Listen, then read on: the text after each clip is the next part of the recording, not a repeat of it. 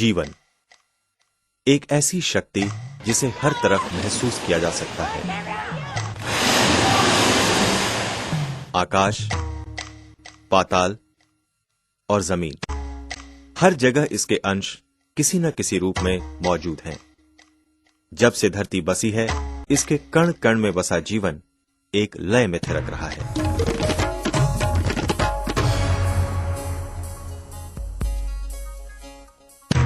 और जीवन के इस लय को निर्धारित करती है गति, यानी मोशन। वो नियम जो पता नहीं कब से गति को निर्धारित करते चले आ रहे हैं। हां, ये अलग बात है कि मनुष्य को इसकी जानकारी करीब 300 साल पहले ही हुई, जब दुनिया ने इन नियमों को एक नए नाम से पहचाना। Sir Isaac Newton. न्यूटन ने हमें यह बताया कि कोई भी वस्तु स्थिर या एक समान गति की अवस्था में तब तक रह सकती है जब तक कि कोई बाहरी बल उस पर कार्य न करे। ये बल उसकी गति को एक खास दर से बढ़ा भी सकता है और घटा भी सकता है। परंतु गति और उसके नियमों के साथ ये प्रश्न भी उठा कि गति का निर्धारण कैसे किया जाए। जैसे मान लें 2 रेलगाड़ियां एक ही दिशा में 50 किलोमीटर प्रति घंटे की रफ्तार से जा रही हों, तो उन गाड़ियों में बैठे यात्रियों के लिए दूसरी ट्रेन स्थिर नजर आएगी, जबकि प्लेटफॉर्म पर खड़ा व्यक्ति उन गाड़ियों को 50 किलोमीटर प्रति घंटे की रफ्तार से जाता हुआ मानेगा। तो प्रश्न ये था कि ट्रेन की गति का मान किसके अनुमान पर निर्धारित किया जाए, ट्रेन में बैठे व्यक्ति के अनुमान पर या फिर प्लेटफॉर्म पर खड़े व्यक्ति के अनुमान पर। जवाब था कि दोनों अपनी अपनी जगह सही हैं। वस्तु की गति का मान अनुमान लगाने वाले व्यक्ति की स्थिति पर निर्भर करेगा, अर्थात वो स्थिर अवस्था में अनुमान लगा रहा है या गतिशील होकर। संक्षेप में कहें तो निष्कर्ष था, गति निरपेक्ष नहीं बल्कि सापेक्ष है। पर गति को सापेक्ष मानने के बाद उससे एक और सवाल जुड़ गया, क्या भौतिकी के बाकी सारे नियम गति की तरह सापेक्ष होंगे? उदाहरण के लिए अगर कोई व्यक्ति 40 किलोमीटर प्रति घंटे की रफ्तार से जाती हुई गाड़ी में भौतिकी या भौतिक नियमों से जुड़ा कोई भी प्रयोग कर रहा हो और दूसरा व्यक्ति प्लेटफॉर्म पर खड़े होकर वही प्रयोग कर रहा हो, तो क्या दोनों के परिणाम अलग होंगे? जवाब था नहीं। 17वीं सदी में अपना स्वरूप प्राप्त कर रही भौतिकी यानी फिजिक्स ने सापेक्षता का पहला सिद्धांत दिया, और वो ये कि स्थिर या एक समान गति की अवस्था में फिजिकल लॉज यानी भौतिकी के नियम नहीं बदलेंगे। गैलीलियो और न्यूटन के जमाने से ज्ञात क्लासिकल थियरी ऑफ रिलेटिविटी के नाम से मशहूर सापेक्षता का यह सिद्धांत 19वीं शताब्दी के अंतिम दशक तक बिना किसी चुनौती के कायम रहा। पर तभी तक जब तक मैक्सवेल नामक वैज्ञानिक के सिद्धांतों पर किए गए प्रयोगों ने यह साबित नहीं कर दिया कि एक ऐसी गति भी है जिसका मान स्थिर है, और वो है प्रकाश की गति। चार्ज्ड पार्टिकल के मोशन का अध्ययन करते हुए मैक्सवेल ने यह पाया कि इस मोशन से जो इलेक्ट्रिक और मैग्नेटिक फील्ड बनती हैं, वो एक तरंग के रूप में उस चार्ज पार्टिकल से निकलती हैं। मैक्सवेल ने इसे इलेक्ट्रोमैग्नेटिक वेव्स यानी विद्युत चुंबकीय तरंग कहा, और जब इन तरंगों की गति का गणितीय आकलन शुरू किया तो पाया कि इसका मान वही है जो प्रकाश की गति का है। परंतु एक समस्या तब भी थी, और वो थी माध्यम यानी मीडियम की। उस वक्त ध्वनि आदि बाकी तरंगों की तरह प्रकाश के गमन के लिए भी एक माध्यम की कल्पना की गई, जिसे ईथर कहा गया। पर ईथर को सच मानने का मतलब था पृथ्वी के साथ उसकी गति से घूमते हुए ईथर की दिशा में प्रकाश की गति और उसकी विपरीत दिशा में प्रकाश की गति में फर्क आना चाहिए था, पर ऐसा नहीं था। माइकलसन और मोरले नामक वैज्ञानिकों ने अपने प्रयोग द्वारा ये साबित किया कि प्रकाश की गति का मान दो विपरीत दिशाओं में एक ही है, जिसका मतलब था ईथर नामक कोई माध्यम एग्जिस्ट नहीं करता, यानी प्रकाश की गति का मान किसी माध्यम के सापेक्ष नहीं बल्कि निरपेक्ष यानी एब्सोल्यूट है और हर दिशा में एक समान है। 19वीं सदी का अंत और 20वीं सदी का आरंभ वैज्ञानिक हलचलों का समय था। प्रकाश की गति के स्थिर मान यानी कांस्टेंट वैल्यू की धारणा ने एक वैज्ञानिक के अंदर ऐसी बौद्धिक हलचल मचाई कि उससे पैदा हुई उसकी सोच ने न्यूटन के गति के नियमों की सर्वमान्यता को जड़ से हिला दिया। इस वैज्ञानिक का नाम था अल्बर्ट आइंस्टाइन। आइंस्टाइन का यह मानना था कि प्रकाश की गति अगर कांस्टेंट है तो इसे स्थिर या गतिशील किसी भी परिप्रेक्ष्य में कांस्टेंट होना चाहिए, और इसे उन्होंने गणितीय रूप से साबित भी किया। आइंस्टाइन ने यह कहा कि चूंकि गति स्थान और समय का अनुपात होती है, इसलिए गति के मान को स्थिर रखने के लिए स्थान और साथ साथ समय को भी परिप्रेक्ष्य के हिसाब से बदलना होगा।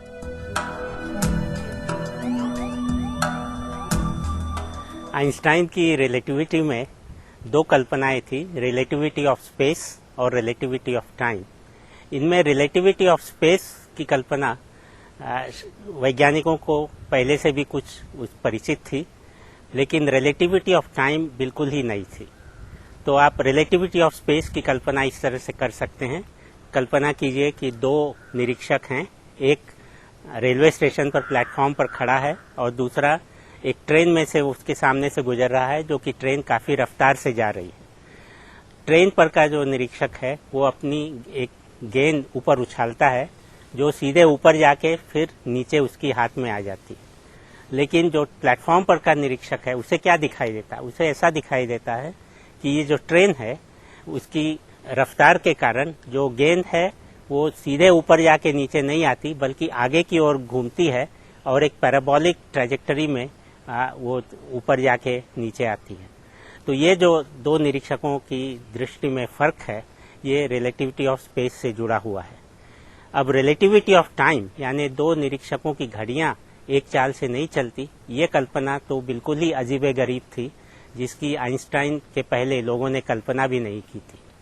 आइंस्टाइन ने अपने मैथमेटिकल कैलकुलेशन के द्वारा ये बताया कि गतिशील माध्यम में स्पेस कॉन्ट्रैक्ट या संकुचित होगा, पर समय का अनुमान ज्यादा होगा।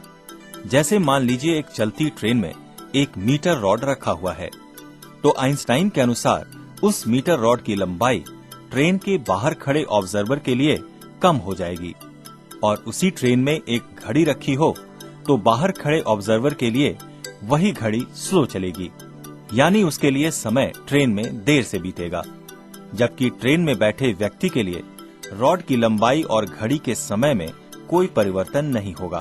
पर अगर ऑब्जर्वर चलती ट्रेन में हो और घड़ी तथा रॉड बाहर हो तो वही परिवर्तन दिखाई देगा। पर आइंस्टाइन के गणितीय समीकरण के अनुसार ये स्पेस और टाइम का वेरिएशन तभी अनुभव किया जा सकता है जब किसी गतिशील माध्यम की गति प्रकाश की गति के करीब हो, जबकि हमारे आम जीवन में दुनिया की सबसे तेज चलने वाली रेलगाड़ी भी हमें ये अनुभव नहीं दिला सकती, क्योंकि उसकी गति 3 लाख किलोमीटर प्रति सेकंड वाली प्रकाश की गति की तुलना में रत्ती मात्र भी नहीं। यही कारण है कि स्थान और समय की सापेक्षता को हम आम जिंदगी में महसूस नहीं कर पाते। आइंस्टाइन की ये अवधारणा स्पेशल थियरी ऑफ रिलेटिविटी के नाम से विख्यात है। पर सवाल ये उठता है कि जिस सिद्धांत को गणितीय रूप से आइंस्टाइन ने बखूबी साबित कर दिया, क्या उसका कोई प्रमाण भी है? आइंस्टाइन ने अपना रिलेटिविटी का सिद्धांत गणित के रूप में सिद्ध तो कर दिया, लेकिन भौतिकी में यह अपेक्षा रहती है कि ऐसे कोई भी सिद्धांत प्रत्यक्ष प्रयोगों द्वारा या निरीक्षणों के द्वारा जांचे जाएं। तो आइंस्टाइन की रिलेटिविटी पर भी काफ़ी प्रयोग हुए, और उनमें से एक महत्वपूर्ण प्रयोग था जब 1977 में नासा ने सैटेलाइट पर घड़ियां छोड़ी, जो कि पृथ्वी का चक्कर लगा के फिर वापस आई। तो इस चक्कर लगाने में घड़ियां जिस चाल से चल रही थी वो पृथ्वी पर के निरीक्षक के हिसाब से उनको रिलेटिविटी के सिद्धांत के अनुसार धीमे जाना चाहिए था, और बिल्कुल वैसा ही नजर आया। ये घड़ी जो ऊपर से सैटेलाइट में से घूम रही थी उसकी टाइम कीपिंग हमारी पृथ्वी पर की घड़ी के मुकाबले धीमी रही, और यह धीमापन रिलेटिविटी के सिद्धांत के अनुसार ही था। आइंस्टाइन एक ऐसे वैज्ञानिक थे जिनकी अवधारणाएं कल्पना में जन्म लेती थी और गणितीय सूत्रों और समीकरणों द्वारा साबित होती थी, जिन्हें बाद में वैज्ञानिक प्रायोगिक तौर पर भी सही पाते थे। और यही आइंस्टाइन की एक वैज्ञानिक के तौर पर महानता थी। 1905 के आसपास जब आइंस्टाइन ने अपना स्पेशल थियरी ऑफ रिलेटिविटी का पेपर लिखा, उस वक्त वो स्विस पेटेंट ऑफिस में एक क्लर्क की हैसियत से काम कर रहे थे। यही वो समय था जब अपनी रिलेटिविटी की स्पेशल थियरी को आगे बढ़ाते हुए उन्होंने एक और क्रांतिकारी सिद्धांत प्रतिपादित किया, जो एक छोटे से गणितीय सूत्र के रूप में उनके नाम से हमेशा के लिए जुड़ गया, और वो फॉर्मूला था E = mc²। इसका मतलब था कि मास यानी वस्तुमान एनर्जी में और एनर्जी मास में बदल सकती है। आइंस्टाइन ने बताया कि मास भी रिलेटिव है और किसी वस्तु की गति बढ़ने से उसका मास भी बढ़ेगा। रिलेटिविटी ऑफ मास ये भी एक अद्भुत कॉन्सेप्ट है, और इसमें हम देखते हैं कि जैसे जैसे वस्तु अपना वेग बढ़ाती है, हमें ऐसा लगता है कि उस वस्तु का वस्तुमान बढ़ता जा रहा है। इसका मतलब ये नहीं कि उस वस्तु का आकार भी बढ़ता जाए, बल्कि उसका वस्तुमान वही बढ़ता जाता है, और ये जो वृद्धि है ये उस वस्तु की ऊर्जा की वृद्धि से जुड़ी हुई है। और आइंस्टाइन का जो मशहूर समीकरण है E = mc², ये हमें यही बताता है कि ऊर्जा में जो वृद्धि होती है उसका परिणाम हम वस्तुमान में होने वाली वृद्धि में देखते हैं, और इसी E = mc² के आधार पर आगे चलकर वैज्ञानिकों ने एटम बम बनाया। स्पेस और टाइम एब्सोल्यूट नहीं है, सिर्फ इतना साबित करके आइंस्टाइन का वैज्ञानिक दिमाग संतुष्ट नहीं था।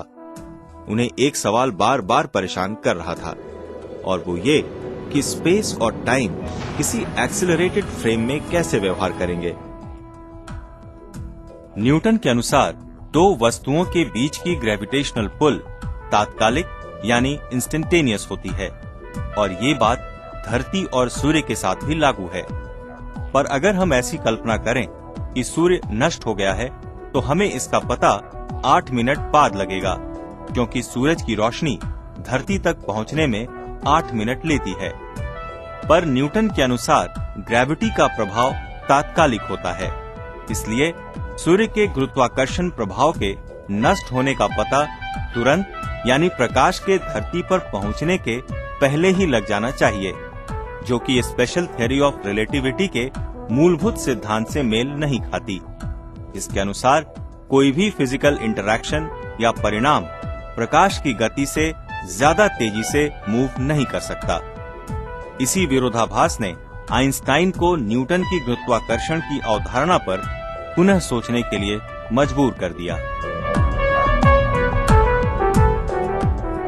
इसके लिए आइंस्टाइन ने चुना अपनी ही पृथ्वी के ग्रेविटेशनल फील्ड को। धरती द्वारा पैदा ग्रेविटेशनल एक्सेलरेशन का अंदाजा लेते हुए गणित की कवायद एक बार फिर शुरू हुई, और इस बार नतीजा और भी चौंकाने वाला था। उन्होंने ये दावा किया कि ग्रेविटी यानी गुरुत्वाकर्षण स्पेस और टाइम की ज्योमेट्री को प्रभावित करती है, यानी स्पेस और टाइम की हमारी रेखा गणितीय परिकल्पना बदल जाएगी, क्योंकि गुरुत्वाकर्षण के प्रभाव से दो बिंदुओं के बीच की सीधी या न्यूनतम दूरी एक सरल रेखा ना होकर एक कर्व्ड लाइन होगी।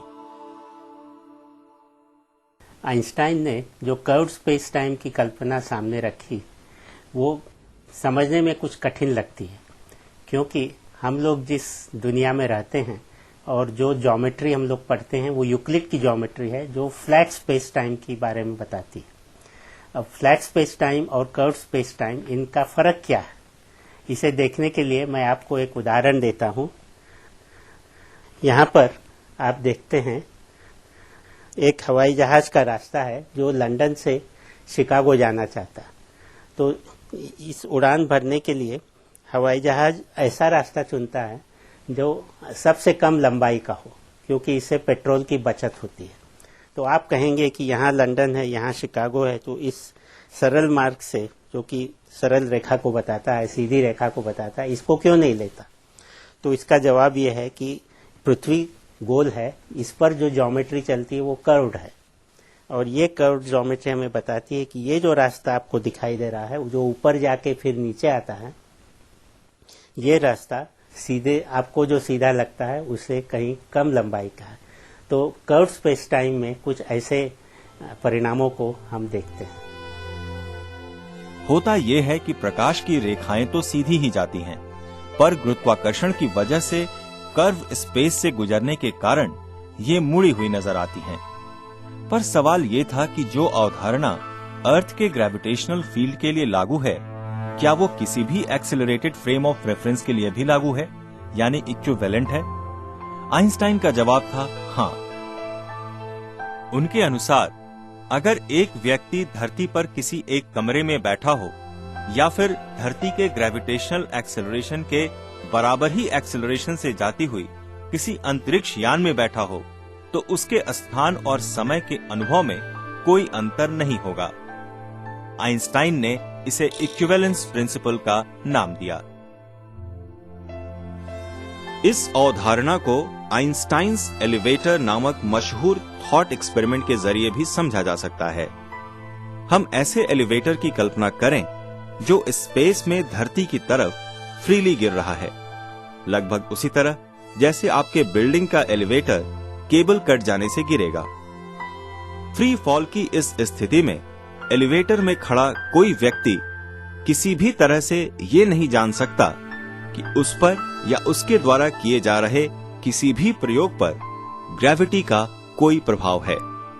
उसे अपने ऊपर गुरुत्वाकर्षण का प्रभाव पता ही नहीं चलेगा, यानी वो अपने को भारहीन महसूस करेगा। इसलिए उसके आसपास में, जैसे कि एलिवेटर के अंदर, रिलेटिविटी की स्पेशल थ्योरी लागू होगी, पर बाहर के ऑब्जर्वर के लिए एलिवेटर एक्सेलरेटेड होगा और उसके लिए लिफ्ट के अंदर की घटना गुरुत्वाकर्षण के प्रभाव में नजर आएगी। इसलिए लिफ्ट की एक दीवार से निकली हुई प्रकाश की रेखा लिफ्ट के अंदर के व्यक्ति के लिए सीधी रेखा में लिफ्ट की दूसरी दीवार तक जाएगी, पर लिफ्ट के बाहर स्पेस में खड़े व्यक्ति को वही रेखा मुड़ी हुई दिखाई देगी। ग्रेविटेशन द्वारा प्रकाश के मुड़ने का दावा और उससे ये निष्कर्ष कि स्थान या स्पेस में मोड़ है, आइंस्टाइन की दूसरी क्रांतिकारी अवधारणा थी, जिसने ग्रेविटी को देखने और परखने का नजरिया ही बदल दिया। आइंस्टाइन की इस अवधारणा ने न्यूटन के गुरुत्वाकर्षण के नियमों को भी चुनौती दी, क्योंकि आइंस्टाइन के मुताबिक सूर्य के चारों तरफ घूमने वाले ग्रह कर्व्ड स्पेस फॉलो करते हैं, ना कि सूर्य की गुरुत्वाकर्षण शक्ति की वजह से उसके चारों तरफ घूमते हैं। हालांकि इसकी कल्पना करना जरा मुश्किल है, पर इसे एक तरीके से अच्छी तरह समझा जा सकता है। एक रबर की शीट लें जिस पर कुछ वर्टिकल और हॉरिजॉन्टल लाइंस खींची हो। शीट को स्ट्रेच कर दें और उसके सेंटर में एक बड़ी गेंद रख दें। हम देखेंगे कि गेंद के आसपास जो लाइनें हैं वो थोड़ी तिरछी दिखाई देंगी और शीट में एक स्लोप या कर्व पैदा हो जाएगा। अब हम जब एक दूसरी गेंद इस सतह पर डालेंगे तो वो उस कर्व की वजह से बड़े बॉल के पास चली जाएगी। कमाल की बात ये थी कि आइंस्टाइन के मैथमेटिकल कैलकुलेशंस और काल्पनिक प्रयोग फिर सच साबित हुए। सन 1919 में आइंस्टाइन उस वक्त रातों रात काफी मशहूर हो गए जब ब्रिटिश खगोल शास्त्रियों के एक दल को पूर्ण सूर्य ग्रहण की तस्वीरें लेते समय उस सितारे की वर्चुअल इमेज नजर आई जिसकी वास्तविक पोजीशन सूर्य से छिपी हुई थी। और ऐसा इसलिए हुआ क्योंकि उस सितारे से निकली प्रकाश की रेखा सूर्य के गुरुत्वाकर्षण की वजह से मुड़ी और उसकी इमेज उसके वास्तविक पोजीशन से अलग हटकर नजर आई। आइंस्टाइन द्वारा ग्रेविटी यानी गुरुत्वाकर्षण की ये नई परिकल्पना जनरल थ्योरी ऑफ रिलेटिविटी यानी व्यापक सापेक्षतावाद के नाम से विख्यात हुई। समय के साथ साथ ग्रेविटी द्वारा स्पेस के कर्व होने के और भी सबूत मिले। निरीक्षणों द्वारा बुध ग्रह की कक्षा में सूर्य के सबसे समीप वाले बिंदु यानी पेरिहीलियन में एक शिफ्ट अनुभव किया गया। हालांकि एक शताब्दी में सिर्फ 43 आर्क सेकेंड का ये शिफ्ट बहुत ही मामूली था, पर गुरुत्वाकर्षण द्वारा स्पेस में कर्व पैदा होने के सबूत के लिहाज से ये काफी था। आइंस्टाइन के इस नए नजरिए ने हमें अंतरिक्ष और उसके रहस्यों को ढूंढने के लिए एक पुख्ता हथियार दे दिया।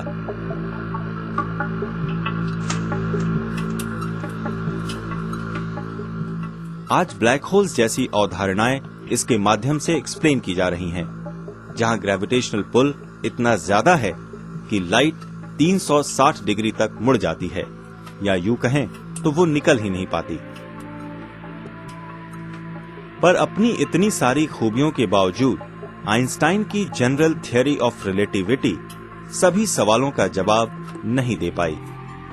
क्या ब्रह्मांड में इतना मैटर है जिसकी ग्रेविटी स्पेस को एक स्फीयर की तरह बांध कर रख सके? आइंस्टाइन ने कहा हां। उन्होंने यूनिवर्स यानी ब्रह्मांड को क्लोज्ड यानी सीमित माना था, पर आइंस्टाइन की यह धारणा गलत निकली। ऐसे प्रमाण वैज्ञानिकों के हाथ लगे जिनसे यह साबित होता था कि यूनिवर्स एक्सपैंड कर रहा है यानी फैल रहा है। पर शायद यही विज्ञान है। सिद्धांत और प्रयोगों के बीच से ही इसकी यात्रा चलती है, सवालों को जवाब और जवाबों को नए सवाल देती हुई।